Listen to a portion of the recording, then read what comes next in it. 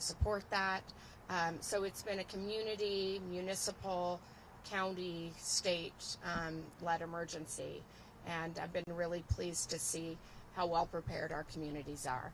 So with that, I'm going to turn the mic over to Scott Baird, our Public Works Director, and then Cade, and then after that we'll take some questions from you. Thank you.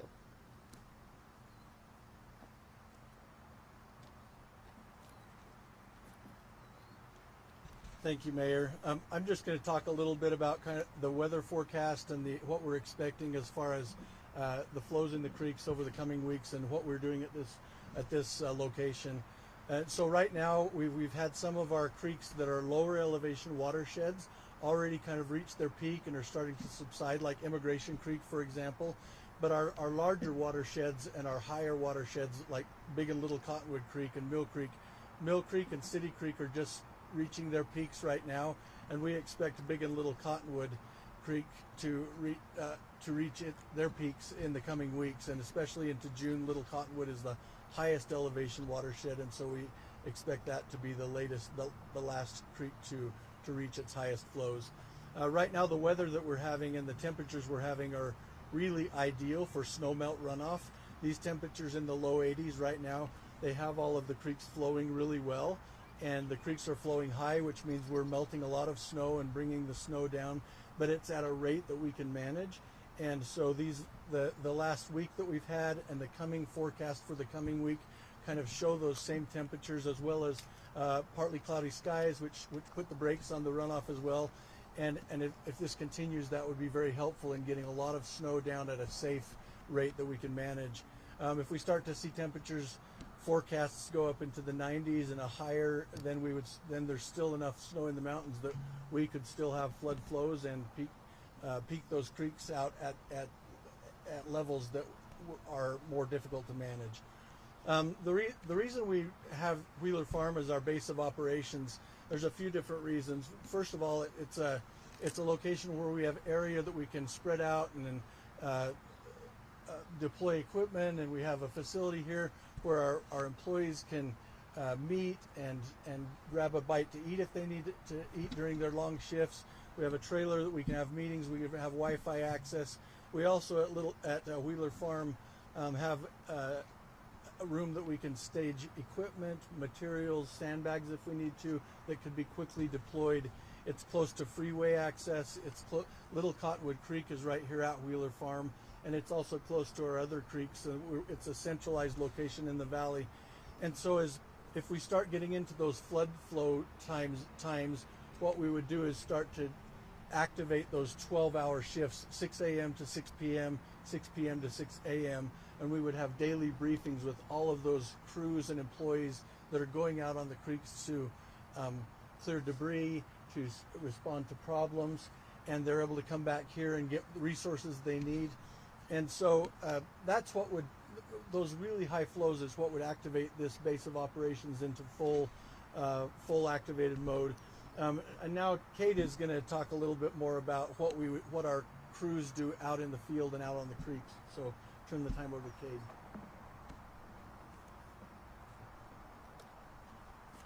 Hello, thank you, Scott. Thank you, Mayor. Just wanted to give an update of what our crews are doing currently out on the creeks. We started to go 12-hour shifts. We have a day shift and a night shift, and we do that. We've started that, and we'll continue that through mid-June, as long as we need to clear debris from the creeks. And we do that all up and down Little Cottonwood Creek, all up and down Big Cottonwood Creek, as well as Mill Creek, and really anywhere we need to pay attention to. We also have assessment teams that would basically meet here in the evenings and then be deployed, and the assessment teams are there to respond to any calls that come in that are basically saying, hey, there's an issue on the creek, I need somebody to come and look at it. And that's what they're there for, right? To make sure that we can get an eye on the problem, we can respond to it quickly, and if we need to bring out material or equipment, then we can do that. As far as the infrastructure behind me, Wheeler Farm is actually on Little Cottonwood Creek, and it is a detention basin. We use this detention basin to actually take the peaks off at night, take the higher peaks off, or the water off the higher peaks at night, and then we release that water in the day. So if if you're kind of aware, the creeks peak at night, and then during the day during the night we store that water, and then during the day we release that water, and that helps us control the flows downstream from here and limit any damage that we might have that could happen during a higher flow, right? So that's what we use this detention basin for. We also have another detention basin at Creekside Park on Big Cottonwood Creek, and we can do the same thing there on that stream system. So with that, we can take any questions. Can you tell us a little bit about what you're seeing out there and maybe what some of the concerns are? I mean, I guess if you're cleaning up some of these creeks, what are your worries or concerns? And have you had any kind of flooding that you know of from Big or Little Cottonwood Creek? So currently we're not seeing a lot of issues on Little or Big. Certainly a lot of water, a lot of debris. We're staging where equipment's staged and where our operators are pulling out debris day and night. So we're doing everything we should be doing. If we can keep these flows, you know, in a reasonable range below action level and just running a lot of water off, we can manage it and then just keep doing what we're supposed to do. If we get up to a higher level, we can certainly start to see some issues on the creeks, and we'll have to respond to those as we see them pop up. But right now it's looking pretty good for the most part. So what level does it have to get before you really start to see all hands on deck and this operation really in full swing? Right, so if Big gets up to, I want to say around 700 CFS or above, then we're going to start to see a lot of, we can start to see some issues there. And then Little is a bigger channel, can take a little bit more water, and if we get up to about 750, approaching 800 CFS, we can start to see some problems. But really problems can arise at any time, right? I mean, if we have debris, if the temperature heats up really quickly, we can see issues, so we just have to be really ready. And what is it running at right now? So they're both Big and Little are running above 500 CFS, between 500 and 600 CFS, which is below action level. A lot of water still, and hopefully we can keep moving it down the hill in that way. Do you expect, though, that you probably will have some flooding in just a matter of when and where? You know, I don't know. We'll be ready if we do, so if it happens, we'll be there. You know, in areas along the creek, Big Cottonwood Creek or Little Cottonwood Creek, and areas of the the ground that's adjacent to the creeks, we can see some water, right? I mean, if the water levels rise and get over banks, we can see some issues on some of the bordering areas around the creek. But it's really hard to say where we're going to see a problem. But where we do see problems is where we have those pinch points, which are areas like bridges, culverts, places that can hold debris and then cause problems with any infrastructure or roads and things like that. Is it difficult to kind of track the debris buildup when it happens overnight, and what's that process like in the nighttime? So really, we wait for the debris to come to us usually at night, right? So we have these central debris locations, debris structures we call them, and they're placed pretty much all along Little Cottonwood Creek from the canyon mouth all the way down to the Jordan River, and the same on Big Cottonwood Creek. And we just basically stage equipment, an operator, and we just pull debris all night, and then we haul that debris away. So we let it come to us for the most part at night. In the day, we can respond to other things, when there's light along the creek that we need to pay attention to. What's going to be at this location? Are you storing equipment and things that you would dispatch quickly from here, or is it just kind of the operations? I would say the base of operations is here. Equipment will be stored up more towards the detention basin face, which is behind us. But again, all of our equipment's usually staged along the creeks and is able to be moved as we need it to respond to any problems we see. Can I make a point on that? So Salt Lake County does a really good job of repurposing our assets when we need to, and this is a great location, Wheeler Farm, for people to come, for families to come, school kids.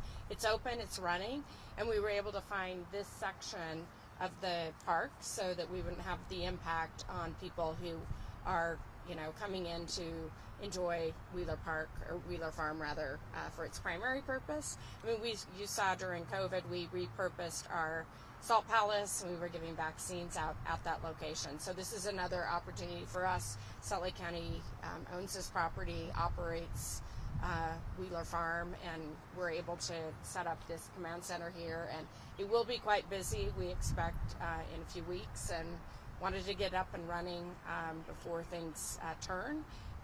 Hopefully they don't, and we all have a pretty quiet June, but in the event they do, we'll be ready. first time you've done anything like this as far as set up operations here in this Edith Park?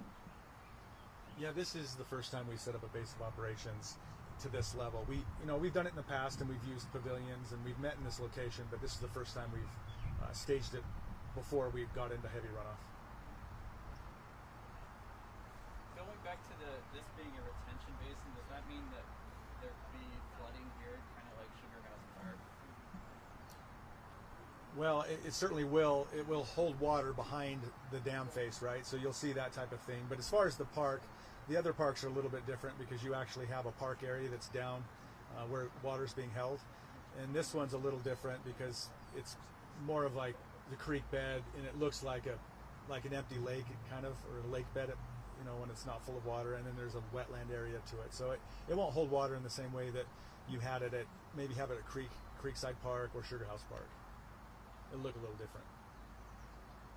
I guess also, what's the concern level when it comes to how much water is still in the mountains? I was just looking at the numbers, and it looks like Snowbird was like 6 times higher than the statewide average right now. I guess what's that process like, tracking those numbers and making sure that it doesn't all come down at once? So we work really closely with the National Weather Service to monitor snow levels, snowpack.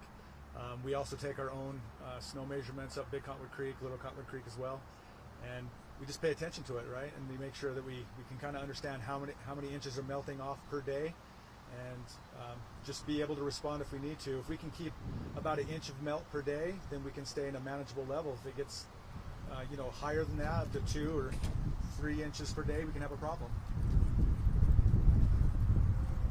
And I'll just add, I look forward to the day that we can actually say this emergency is over. That hasn't been the case with COVID. We know that COVID's still a challenge in our community. We still have people in hospitals. We still have fatalities. It's a lingering emergency. Though we're no longer in a declared COVID emergency, we're now facing this emergency, but this one will have an end date. And my personal hope is that's by the 4th of July.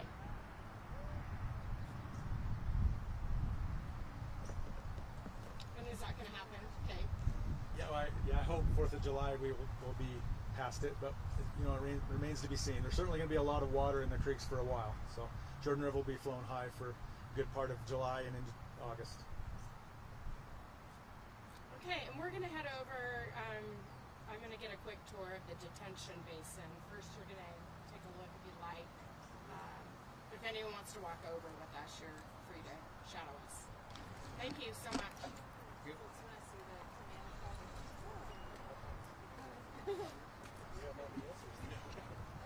July 4th, declare the end of flooding, and then go ski at Snowbird, right? Exactly. Is there going to be some kind of fireworks celebration?